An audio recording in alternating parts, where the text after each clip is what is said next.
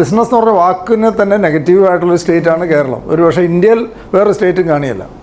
അതായത് ബിസിനസ് എന്ന് പറഞ്ഞാൽ കേരളത്തിൽ പൊതുവെ കച്ചവടം എന്ന് പറഞ്ഞാൽ നമ്മൾ സാധാരണ ആൾക്കാർ എന്താണ് പണ്ട് മുതൽ നമ്മൾ കേട്ടിരിക്കുന്നത്?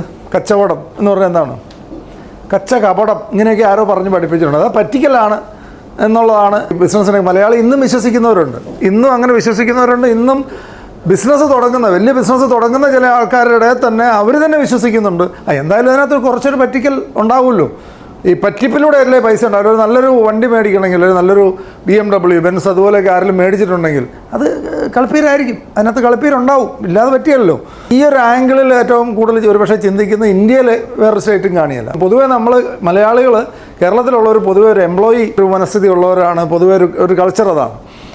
എല്ലാ ആൾക്കാരും എംപ്ലോയ്മെൻറ്റ്, കൂടുതൽ ആൾക്കാരുടെ എംപ്ലോയ്മെൻറ്റ്. പേരൻസൊക്കെയാണ് കുട്ടികളോട് പറഞ്ഞു കൊടുത്തുകൊണ്ടിരിക്കുന്നത് ഇപ്പോഴും ജോലിക്കാരനാവാനാണ്, അല്ലേ?